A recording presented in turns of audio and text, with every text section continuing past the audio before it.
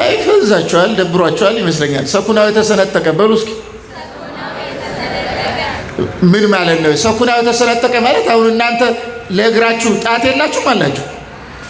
በጫማው ልቀን በእግራችን ብንሄድ የሚያንሸራት ቦታ ላይ እግራችን መሬቱን መያዝ ይችላል አይችልም? አይችልም። ቁንጥጥ ማድረግ አንችልም መሬቱን።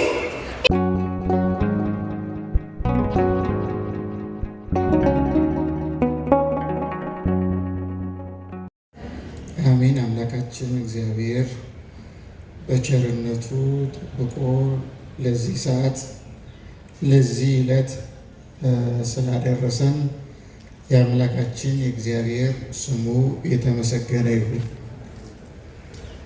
ድምጻችሁ አይሰማም? የአምላካችን የእግዚአብሔር ስሙ የተመሰገነ ይሁን። እሺ፣ እንደ እግዚአብሔር መልካም ፈቃድ የምንማማርበት የትምህርታችን ርዕስ የምናደርገው በበሬና በአህያ አትረስ በሚል ርዕስ ነው የምንነጋገረው። ግን ራቅ ብላችኋል። እንደውም የእመቤታችን ዕለት አይመስልም ዛሬ። አንደኛ ትንሽ ናችሁ፣ ሁለተኛ ብትንትን ብላችኋል። በተቻለ መጠን እስቲ እዛ ያላችሁ ወንዶች ተነሱና ወደዚህ ጋር ጠጋ በሉ። ወደዛ ብትን ያላችሁ ስብስብ፣ ሴቶች እዛ ያላችሁ ወደዚህ ጠጋ በሉና ተሰባሰቡ። ውስጥ ተነሱ። ከዛ አካባቢ እዚህ ጋር ነውና ይህን አካባቢ ባጭሩ እኔ ስናገርም እንድንሰማማ ለእናንተም ጥሩ ነው። ሴቶች አትነሱ። ከኋላ ያላችሁ እዛ ውስጥ ያላችሁ ተነሱ፣ ወደዚህ ጋር ጠጋ።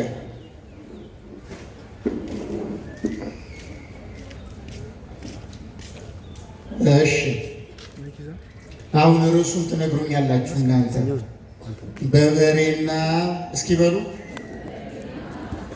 በአህያ በአንድነት አትረሱ።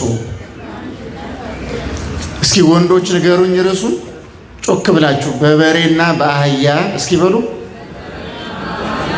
በአንድነት አትረሱ። እሺ ሴቶች ንገሩኝ አሁንም ርዕሱን። በበሬና በአህያ አላቸው። በዚህ ምክንያት በበሬና በአህያ በአንድነት አትረስ ማለት ምን ማለት ነው? እግዚአብሔር ይህንን ቃል ያጻፈው ለምንድን ነው? ምንድን ነው የቃሉ መልእክት? ትርጓሜ ወሳኝ የሚሆነው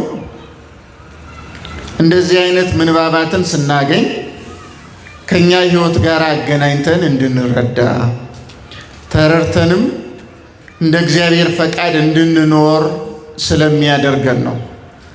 የቅዱሳት መጻሕፍት ትርጓሜ ከሌለ እንደዚህ አይነት ምንባባትን እግዚአብሔር እንድንረዳ በሚፈልገው መንገድ ላንረዳ እንችላለን። ባለመረዳታችንም ምክንያት ሌሎች አካላት ያልሆነ ትምህርት እያስተማሩ ከቤተ ክርስቲያንም ሊወስዱን ይችላሉ። ስለዚህ መጽሐፍ ቅዱስ የእግዚአብሔር ቃል ነው። የተጻፈውም ለእኛ ነው። ለእኛ ለእያንዳንዳችን ከእግዚአብሔር ዘንድ የተላከ ደብዳቤ ነው መጽሐፍ ቅዱስ። ለእያንዳንዳችን የማይገባን የሚከብደን ነገር ሊኖር ይችላል። ያ ግን ሲተረጎም፣ ሲብራራ፣ ሲተነተን ግልጽ ነው የሚሆነው። ስለዚህ በሬ ምንድን ነው? አህያ እያለ እዚህ እየገለጠ ያለው ምንድን ነው? ለምንስ ነው እግዚአብሔር በበሬና በአህያ በአንድነት አትረስ ብሎ ያናገረው?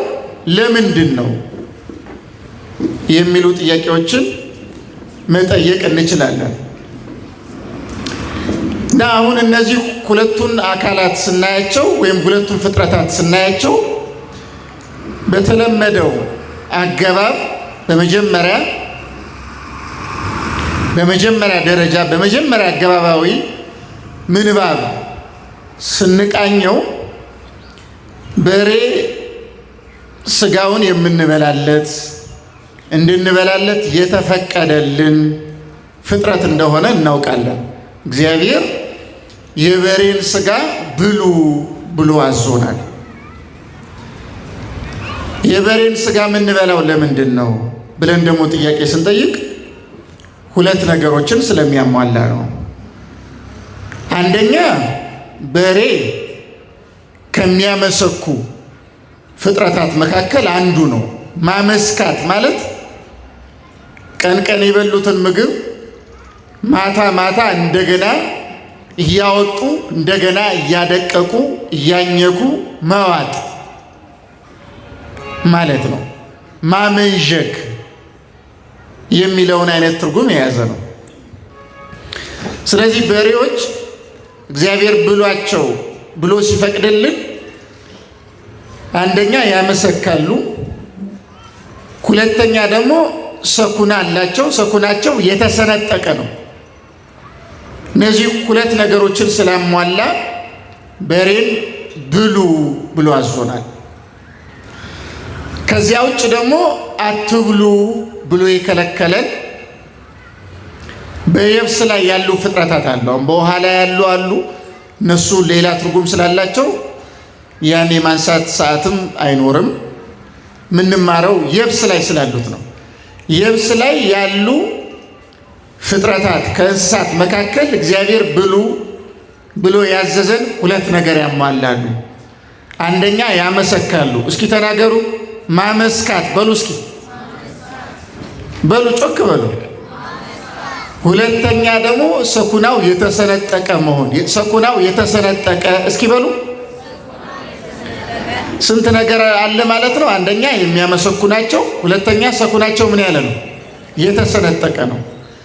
እነዚህን ሁለት ነገሮች በተመሳሳይ ጊዜ ያሟሉ እንስሳት ይበላሉ በየብስ ላይ ካሉት።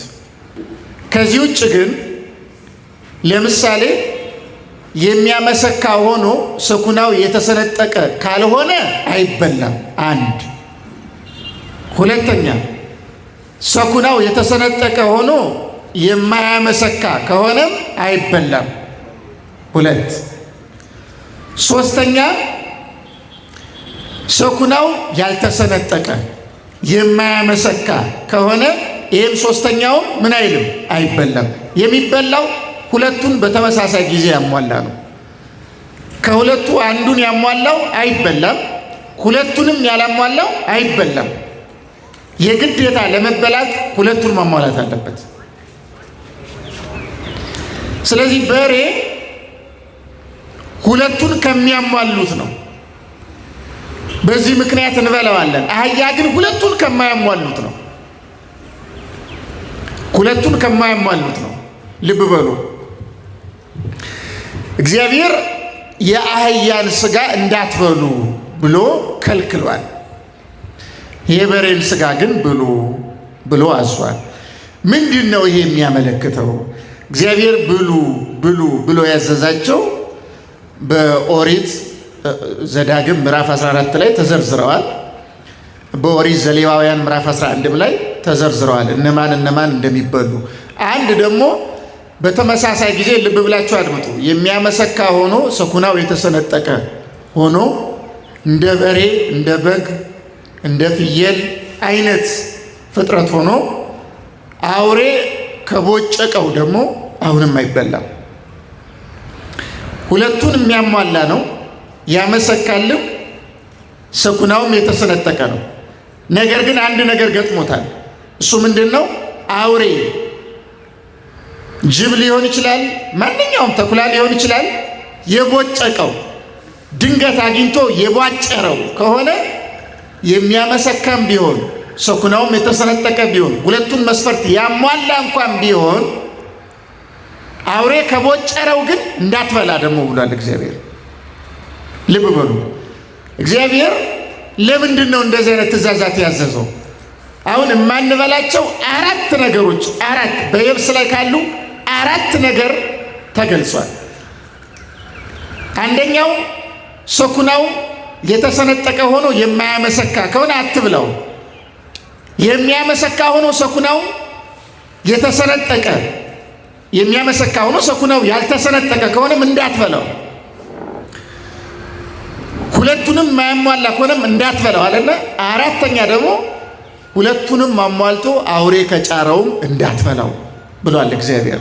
የምትበላው አውሬ ያልጫረውን የሚያመሰካውንና ሰኩናው የተሰነጠቀውን ነው የምትበላው ብሏል። ይህንን እንድንበላ እግዚአብሔር ፈቅዷል። መንፈሳዊ መልእክቱ የዚህ ምንድን ነው ብለን ጥያቄ ስንጠይቅ እግዚአብሔር ብሉ ብሉ ብሎ የነገረን እንስሳት ወይም ፍጥረታት በአጠቃላይ ምሳሌነታቸው የሐዋርያት፣ የሰማዕታት፣ የክርስቲያኖች ምሳሌ ናቸው። የእውነተኛ አማኞች ለምሳሌ በጎች በሐዋርያት ነው የተተኩት። በብሉይ ኪዳን በቀን ጠዋት አንድ በግ ማታ አንድ በግ መስዋዕት ሆኖ ይቀርባል ለእግዚአብሔር። ጠዋት ተሰውቶ የሚቀርበው በግ ሌሊት ለተሰራው ኃጢአት ማስተስሪያ እንዲሆን ነው። የሌሊት መስዋዕት ይባላል። ደግሞ የሰርክ መስዋዕት አለ። ቀን ላይ የተሰራ ኃጢአት ይቅርታ የሚደረግበት ለሕዝብ ሁሉ የሚቀርብ ነው።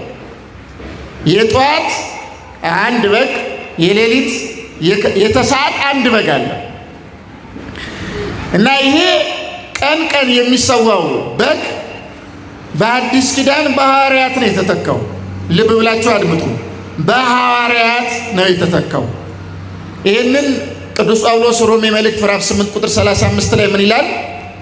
ዕለት ዕለት እንደሚታረዱ በጎች ተቆጥረናልና።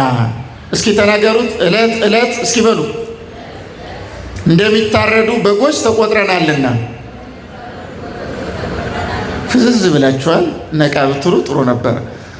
በጎቹ የብሉይ ኪዳን በጎች በእኛ ተተክተዋል። አሁን የአዲስ ኪዳን በጎች እኛ ነን እያሉ ነው ሐዋርያት። እዚህ ጋር እንድታደምጡ የምፈልገው ነገር አለ። በብሉይ ኪዳን በጎቹ ለምንድን ነው የሚሰዉት?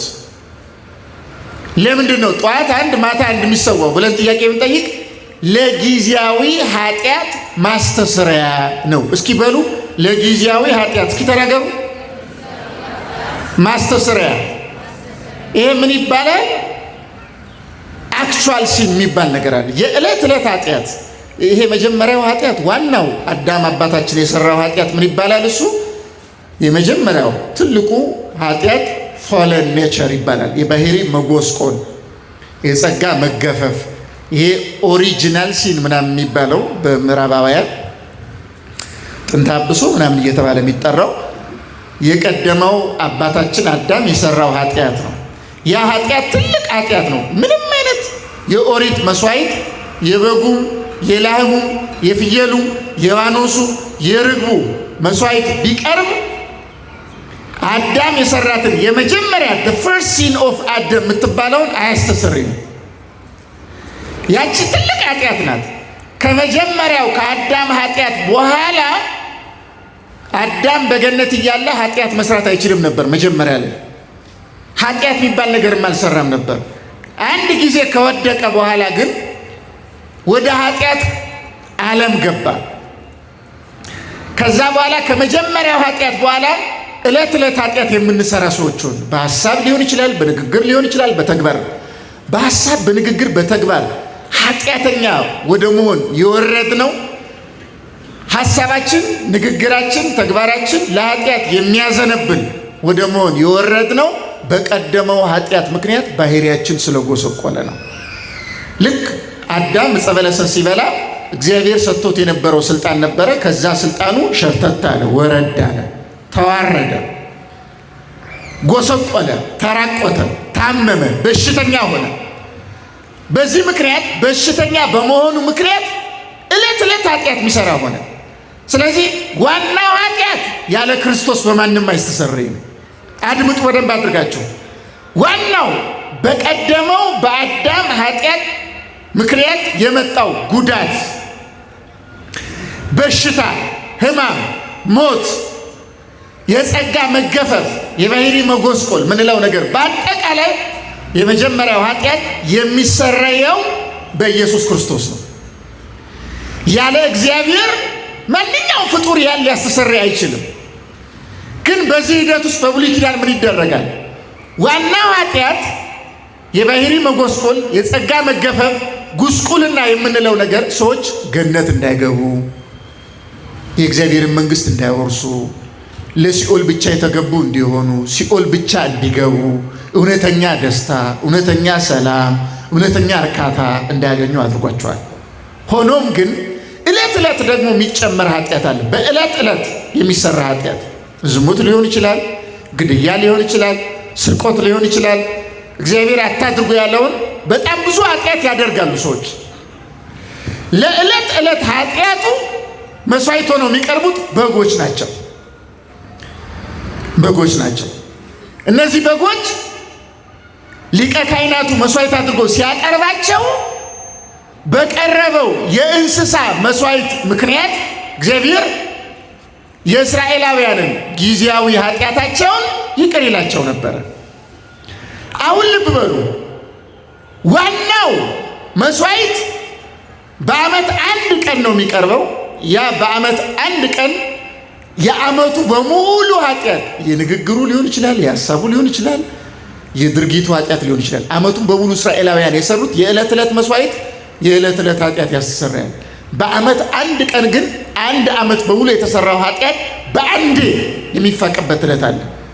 በዓመት አንድ ቀን ያ ታላቁ የማስተስሪያ ቀን ይባላል። በዛ ቀን የተለየ መስዋዕት የሚያቀርበው ሊቀ ካህናቱ ነው። ያ በጣም የተለየ ምስጢር አለው ራሱን ችሎ። ልብ በሉ፣ ብሉይ ኪዳን ለሐዲስ ኪዳን ምሳሌ ነው። ሐዲስ ኪዳን አካል ይባላል፣ ብሉይ ኪዳን ጥላ ይባላል። ብሉይ ኪዳን ዲዛይን ይባላል። አሁን ይህ ህንፃ ሲሰራ በስዕል መልክ አርክቴክቱ የሚሰራው ዲዛይን አለ። ብሉይ ኪዳን እንደ ዲዛይን ነው። ሐዲስ ኪዳን ደግሞ እንደ አካል ነው። ዲዛይኑ ሳይሆን ዋናው አካል ማለት ነው። ስለዚህ በብሉይ ኪዳን የተነገሩ ነገሮች ትርጓሜያቸው በሐዲስ ኪዳን ነው የሚፈጸመው። ታዲያ ዋናው ዓመት በሙሉ የተሰራው ኃጢአት የሚሰረይበት ቀን ታላቁ the great day of atonement፣ ታላቁ የማስተስሪያ ቀን ዮም ኪፑር ይባላል። ታላቁ ዕለት ይባላል። ያ ቀን በዓመት አንድ ቀን ብቻ ነው። ያ ቀን በሐዲስ ኪዳን ሲሆን የተተካው በዋናው መስዋዕት የዓለምን ኃጢአት በሙሉ በአንድ ጊዜ ባጠበው፣ ባነጻው፣ በደመሰሰው አዳምን ከነ ልጅ ልጆቹ ወደ ገነት ባስገባው በመድኃኔዓለም በኢየሱስ ክርስቶስ መስዋዕት ነው የተተካው ያ ቀን። ዕለቲቱ ደግሞ በዕለተ ዓርብ ተተክታለች። በዓርብ ቀን እንደምታውቁት መድኃኔዓለም ኢየሱስ ክርስቶስ ስለ ሁላችን ራሱን መስዋዕት አድርጎ አቅርቧል። ራሱን መስዋዕት አድርጎ አቅርቦ የዓለምን ሁሉ ኃጢአት ነው ያጠበው። የዓለምን ሁሉ ኃጢአት ያን አላነሳም። አሁን የዕለት ዕለት መስዋዕቶች ደግሞ ነበሩ። ቅድም እንደነገርኳቸው በጉ፣ በሬው፣ ምኑ እነዚህ የዕለት ዕለት መስዋዕቶች ምንድን ነው የሚያደርጉት? ጊዜያዊ ኃጢአታችን ይቅርታ እንዲሰጠው ያደርጋሉ። እነዛ የኃጢአት ይቅርታ የሚያመጡ በጎች፣ አድምጡ በደንብ አድርጋችሁ፣ የጊዜያዊ ኃጢአት ይቅርታ የሚያመጡ በጎች። እስኪ ተናገሩ፣ የጊዜያዊ ኃጢአት እስኪ በሉ። ሐሳቡን እንድትረዱ ፈልጌ ነው። የጊዜያዊ ኃጢአት ማስተስሪያ የሚደረገው በዕለት ዕለት መስዋዕት ነው። ይህን ያዙ። እነዚህ የዕለት ዕለት መስዋዕቶች በጎች ናቸው። እነዚህ በጎች በምንድን ነው የተተኩት? በሐዋርያት። ስለዚህ ሐዋርያው ቅዱስ ጳውሎስ ምን አለ? ዕለት ዕለት እንደሚታረዱ በጎች ተቆጥረናልና አለ። እየሰማችሁ ነው አይደለም? ድሮ በብሉይ ኪዳን ዕለት ዕለት የሚሰዋ መስዋዕት ነበረ። ያ መስዋዕት አሁን በእኛ ተተክቷል ነው። ለምሳሌ ኦሪት ዘዳግም ምዕራፍ 25 ቁጥር 4 ላይ ሊቀ ነቢያት ሙሴ እንዲህ ብሎ ጽፏል። የሚያበረየውን በሬ አፉን አትሰረው ተብሎ ተጽፏል ይላል። እየሰማችሁ ነው አይደለም? የሚያበረየውን በሬ ምን አትበል? አፉን አትሰረው። ይሄ ምን ማለት ነው? ይሄ በብሉይ ኪዳን ሌላ ሐሳብ ነው ያለው። በሐዲስ ኪዳን ሲተረጎም ግን ምን እንደሚያመለክት ራሱ ቅዱስ ጳውሎስ ይተረጉማል። አንደኛ ቆሮንቶስ መልእክት ምዕራፍ 9 ቁጥር 9 ላይ ምን ይላል? ሊቀ ነቢያት ሙሴ የሚያበረየውን በሬ አፉን አትሰረው ብሎ የተናገረው ስለ በሬ ሊናገር ፈልጎ ነውን ብሎ ታላቁ ሐዋርያ ቅዱስ ጳውሎስ ይጠይቃል። ከዛ በኋላ ሲመልስ ምን ይላል? አይደለም።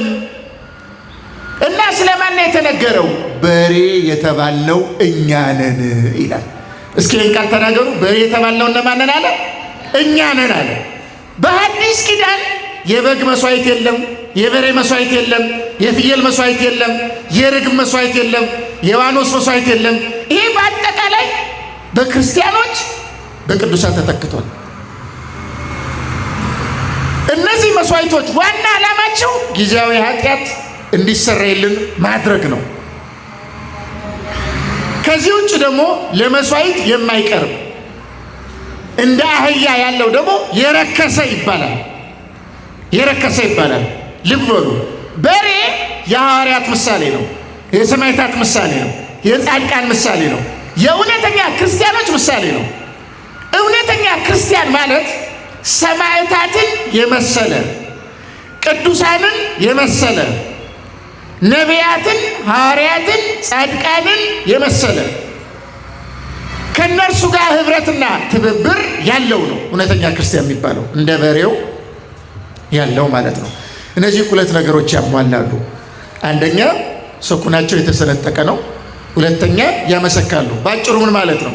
ማመስካት ማለት የበሉትን ምግብ እንደገና እያመላለሱ ማኘክ ማለት ነው። ይሄ በትርጓሜ ሲሆን ምን ማለት ነው?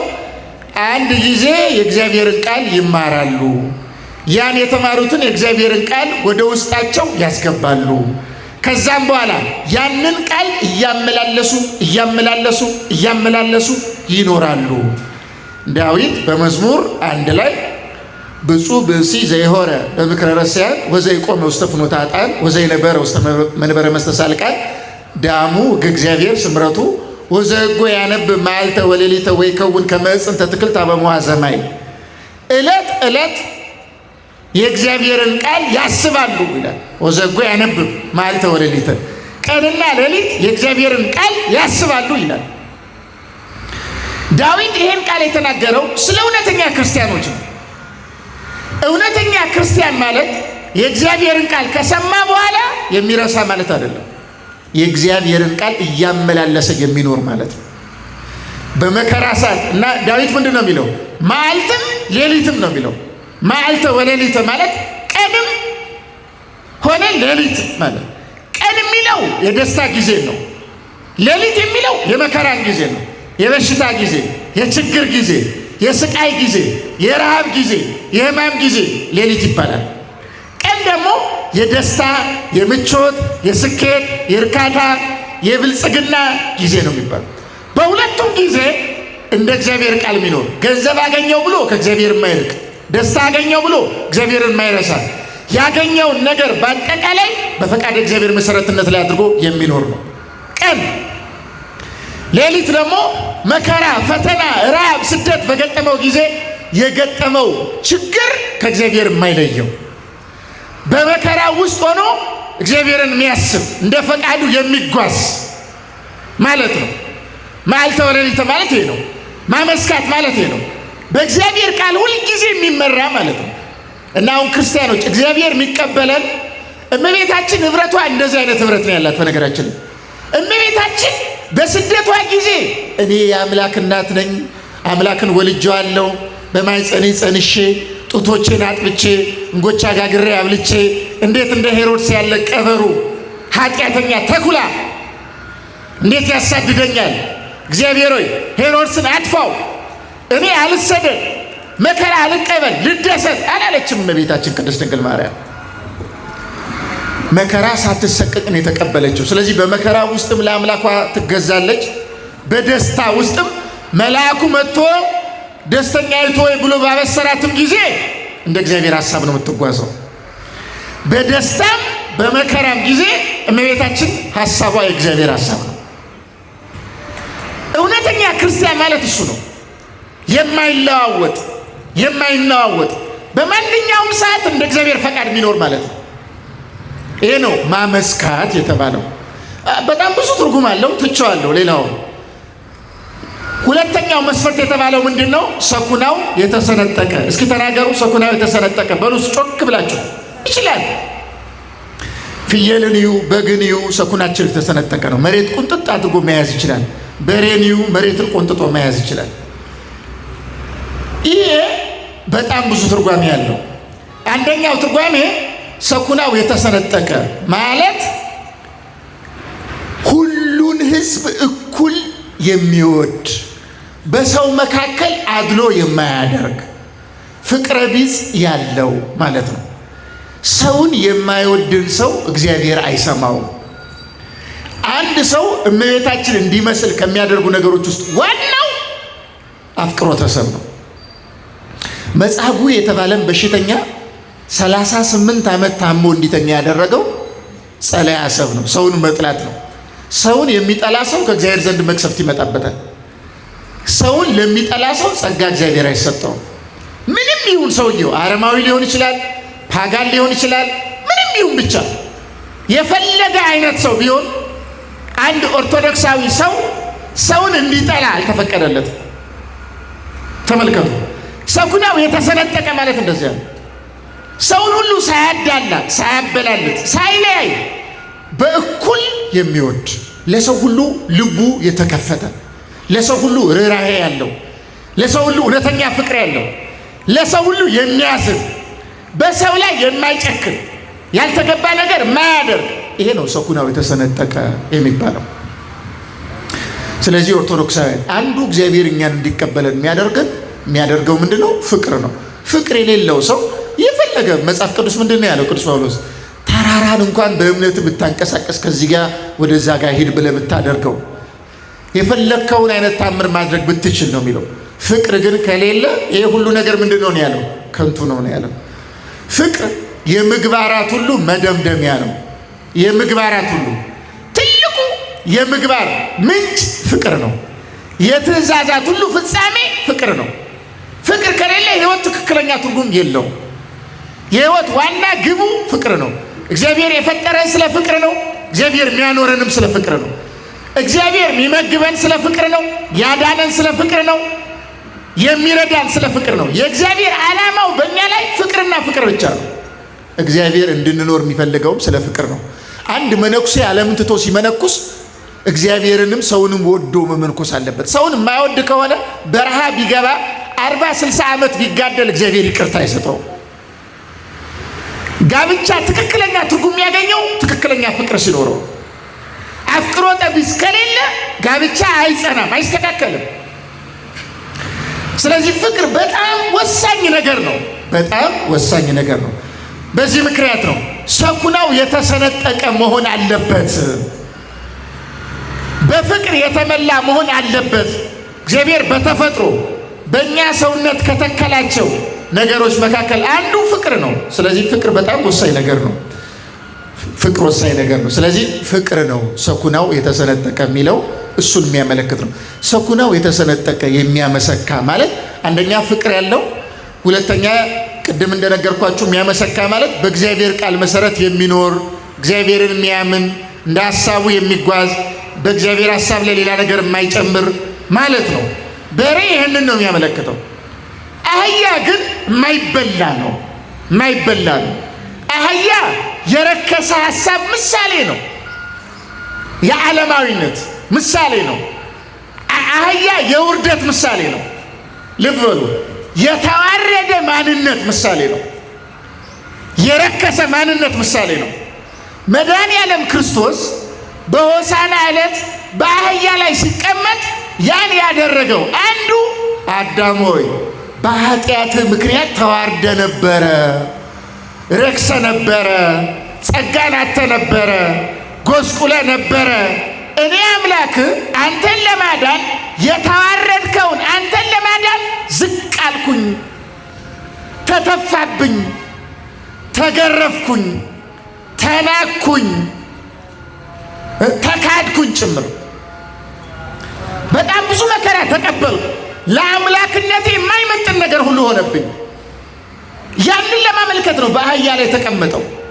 እኔ የመጣሁት ከውርደት ላነሳ ነው፣ ኃጢአት ወራዳ አድርጎ ነበረ እያለ ነው ያን ያደረገ።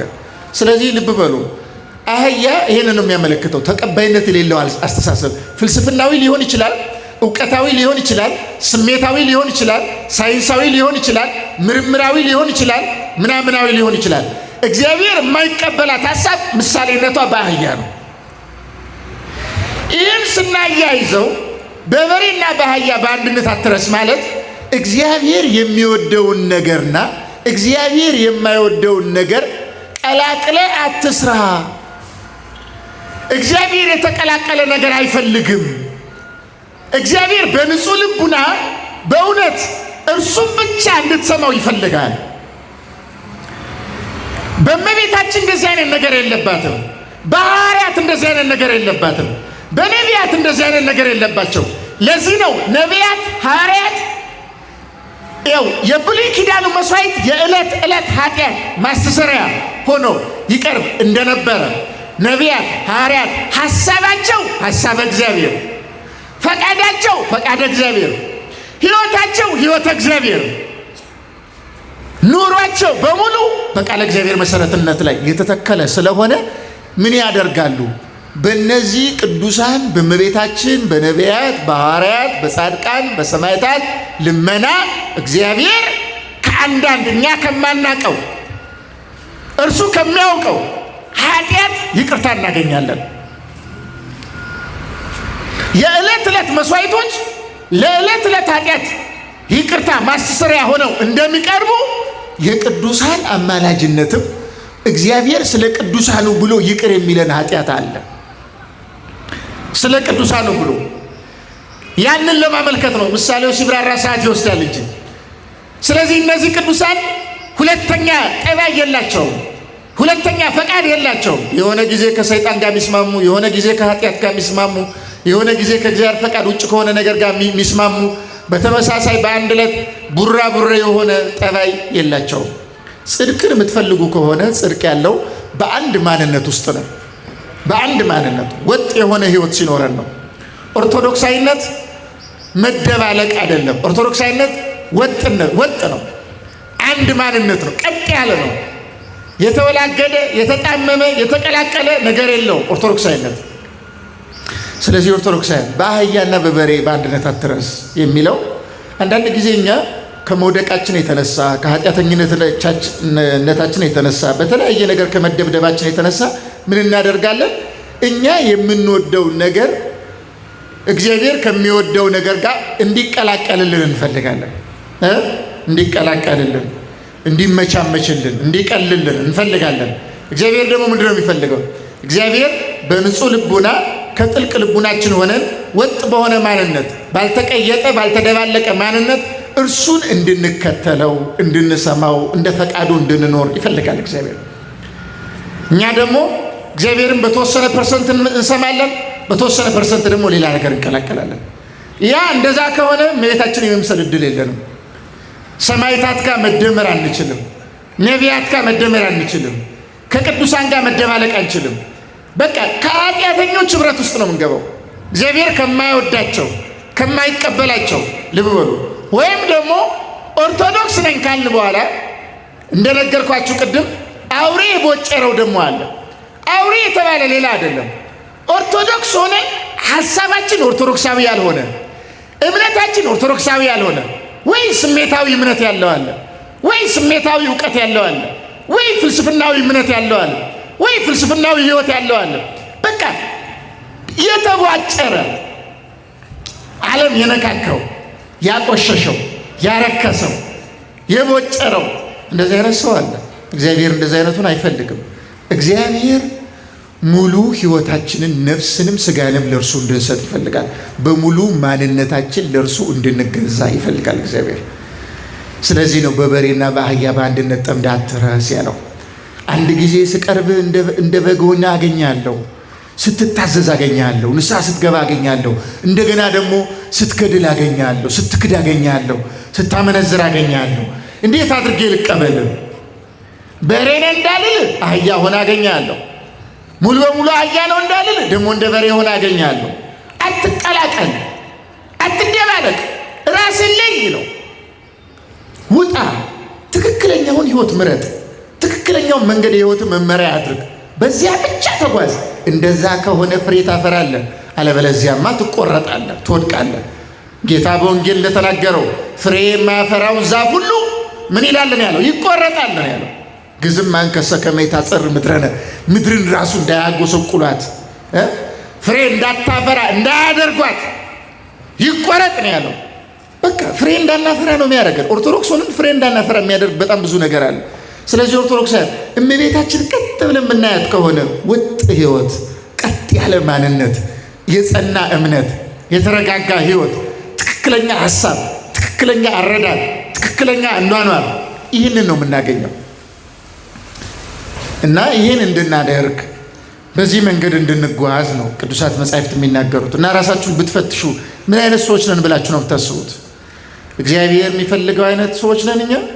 የዕለት ዕለት ንግግራችን፣ ሀሳባችን፣ ፈቃዳችን በፈቃደ እግዚአብሔር ላይ የተመሰረተ ነው? የተቀላቀለ ነገር የለንም? ኃጢአቱን ከጽድቅ ጋር አንቀላቅልም፣ ሐሰቱን ከእውነት ጋር አንቀላቅልም፣ ነውሩን ከጽድቅ ጋር አንቀላቅልም። በሕይወታችን በአንደበታችን የምንናገረው በልባችን ከምናስበው ጋር አይቃረንብንም። እግዚአብሔር እንዳለው ምስጋና እንኳን ሲሆን ምንድን ነው ያላቸው? እስራኤልን ሲወቅስ በሆሴዕ በኩል ሆኖ ይህ ሕዝብ በአንደበቱ ያመሰግነኛል በልቡ ግን ይክደኛል ያለ። ልባችን ከንግግራችን ጋር ተቃራኒ ከሆነ እግዚአብሔር የሚቀበለን ይመስላችኋል? የተደባለቀ ማለት ይሄ ነው። ውስጡ ሌላ ውጩ ሌላ። ውስጡ የአህያ የፈረስ የማይበላ የረከሰ ሀሳብ ያለው ቂም፣ ክፋት፣ ርኩሰት የታጨቀበት፣ በአንደበቱ ደግሞ ሽንገላ ያለው የሚያመሰግን ጥሩ ነገር የሚናገር የሚመስል፣ እንደዛ ከሆነ እግዚአብሔር አይቀበልም። እግዚአብሔር ንጹሕ ልቡናን ይፈልጋል። እግዚአብሔር የምትጠማ ልብን ይፈልጋል። እርሱን የምትሻ ልቡናን ይፈልጋል። ለዚህ ነው በበሬና በአህያ በአንድነት አትረስ፣ አትቀላቀል። እውነት የሆነውን ነገር መርጣ አድርገው፣ በእሱ ላይ ሐሰትን አትጨምርበት። የእግዚአብሔርን ሥራ እንግዲህ ቅዱስ ጳውሎስ ደጋግሞ ነው የተናገረው። የእግዚአብሔርን ታቦት ከጣዖት ጋር የሚያመሳስል ማን ነው? አማኝን ከኢአማኝ ጋር የሚቀላቀል ማን ነው ብሎ እንደተናገረው፣ እግዚአብሔርን ከሰይጣን ጋር የሚያመሳስለውስ ማን ነው? እግዚአብሔር ሌላ ነው፣ ሰይጣን ሌላ ነው። ብርሃንን ከጨለማ ጋር የሚደምር ማን ነው? እውነትና ሐሰት እርስ በርሳቸው ተስማምተው ሊኖሩ አይችሉም። ሐሰት ሌላ ነገር ነው፣ እውነት ሌላ ነገር ነው። እምነት ሌላ ነገር ነው፣ ክህደት ሌላ ነገር ነው። ጽድቅ ሌላ ነገር ነው፣ ደግሞ በሌላ በኩል ርኩሰትና አመፅ ሌላ ነገር ነው። እና ኦርቶዶክሳውያን አንዱን ምረጡ። የጽድቅ መንገድ አንድ ነው፣ መንገዱም ጠባብ ነው። ወዳችሁ ፈቅዳችሁ እሱን አድርጉ። ዓለም እየመጣ ወደ ኃጢአት አይውሰዳችሁ፣ ከቅዱሳን ኅብረት አይለያችሁ፣ ከነቢያት ከሐዋርያት ሐሳብ አያስወጣችሁ፣ አያርክሳችሁ፣ አያቆሽሻችሁ፣ አያዋርዳችሁ ነው የሚለን። ምስጢሩ ትርጓሜው በጣም ብዙ ሐሳብ ያለው ቢሆንም ይሄ ከኛ ሕይወት ጋር የተገናኘውን ይህን መልእክትም ያስተላልፍ ነው። ስለዚህ በዚህ ምንባብ ውስጥ ሆነ እግዚአብሔር ያከበራቸውን፣ እግዚአብሔር የመረጣቸውን፣ እግዚአብሔር የወደዳቸውን፣ እግዚአብሔር የተጠቀመባቸውን፣ እግዚአብሔር ማደሪያው አድርጎ የመረጣቸውን ቅዱሳን ሐዋርያት፣ ቅዱሳን ጻድቃን፣ ቅዱሳን ነቢያት፣ ቅዱሳን ሰማዕታት የሚባሉትን ሕይወታቸው በአጠቃላይ በፈቃድ እግዚአብሔር የተመሰረተላቸውን እንድናያቸው፣ ማየት ብቻ አይደለም እንድንመስላቸው፣ መምሰል ብቻ አይደለም መስለንም እውነተኛ ክርስቲያን ሆነን እስከ መጨረሻ ድረስ ፍሬ እንድናፈራ ነው የተጠራ ነው ለሌላ ነገር አይደለም። እግዚአብሔር የመረጣቸውን ቅዱሳንን በማየት እነሱን መስለን እነሱ የደረሱበት ብቃት ጋር ደርሰን የእግዚአብሔርን መንግሥት እንድንወርስ ነው። ያ ካልሆነ ግን ከደባለቅ ነው፣ ከቀያየጥ ነው፣ ካበላሸ ነው፣ ካረካከስ ነው፣ ከሌላ ነገር ጋር አንድ እንዲሆን ካደረግን፣ የእግዚአብሔርን ፈቃድ ከሌላው ነገር ጋር ከቀላቀልን ትክክለኛ ዋጋ ማግኘት አንችልም፣ ፍሬም ልናፈራ አንችልም፣ እግዚአብሔርም ሊቀበለን አይችልም። ይህንን ነው የሚያሳስበን ይሄ የተነሳውበት የመጽሐፍ ቅዱስ መልእክት እና ኦርቶዶክሳውያን በዚህ የተሰባሰባችሁ በአጠቃላይ ይህን በመረዳት ልቡናችሁን በእግዚአብሔር ፈቃድ፣ በእግዚአብሔር ሐሳብ፣ በእግዚአብሔር መንገድ ላይ ቁጭ አድርጋችሁ ቀጥተኛውን ትክክለኛውን መንገድ የበሬውን የሚበላውን የሚያመሰኳውን ሰኩናው የተሰነጠቀውን ያን ማዕከል አድርጎ መኖር መቁረጥ፣ ይሄ እኛን ትብትብ አድርጎ የያዘንን የጽድቅ ስራ እንዳንሰራ የሚያደርገንን ነገር በሙሉ ከልቡናችን ቆርጠን ጥለን እግዚአብሔር ሆይ ከዛሬ ጀምሮ በእኔ ሕይወት የአንተ ፈቃድ እንዲገለጥ እፈልጋለሁ፣ በአንተ ሐሳብ መጓዝ እፈልጋለሁ ብለን በእግዚአብሔር ፈቃድና ሐሳብ መጓዝን አንድ ብለን እንድንጀምር ነው የተጠራ ነው። ይህን እንድናደርግ ነው እንግዲህ እግዚአብሔር በሊቀ ነቢያት ሙሴ በኩል ሆኖ በበሬና በአህያ በአንድነት አትረስ፣ በሕይወት ውስጥ ሁለት አይነት ሐሳቦችን አታመላልስ፣ አንድ ጊዜ አማኝ፣ አንድ ጊዜ ተጠራጣሪ፣ አንድ ጊዜ አክባሪ፣ አንድ ጊዜ ሰዳቢ፣ አንድ ጊዜ ጻድቅ፣ አንድ ጊዜ ኃጥእ፣ አንድ ጊዜ መጽዋች፣ አንድ ጊዜ ሰራቂ ቀሚ፣ እንደዚህ አትሆን፣ ልብህን አስተካክለ በአንድ መንገድ ሂድ ሲለን ነው። መድኃኔዓለም ኢየሱስ ክርስቶስ ስለ እናቱ ስለ ቅድስት ድንግል ማርያም ብሎ ስለ ጻድቃን ስለ ሰማዕታት ብሎ ስለ መላእክት ብሎ ስለ ቅዱሳን በአጠቃላይ ብሎ በእነሱ ምልጃ እኛንም ጠብቆ ሐሳባችንን ከዓለማዊ ሐሳብ በሙሉ ለይቶ ፈቃዳችንን የእርሱ ፈቃድ እንዲያደርግልን የእሱ ቅዱስ ፈቃድ ይሆንልን። እመቤታችን ዛሬ በዓሏ ነውና ያን ጊዜ በደብረ ምጥማቅ ለሚያምነውም ለማያምነውም ተገልጣ ረድኤቷን እንደገለጠች ዛሬም ለእኛ ትክክለኛውን የክርስትና ሕይወት እንድትገልጥልን በትክክለኛው ሕይወትም እንድንሄድ ኃይሉን እንድትሰጠን የእሷ ፈቃድ ይሆንልን። ያስተማረን የመከረን የአባቶቻችን አምላክ ሁሉ እግዚአብሔር ስሙ የተመሰገነ ይሁን። ወስብሐት ለእግዚአብሔር።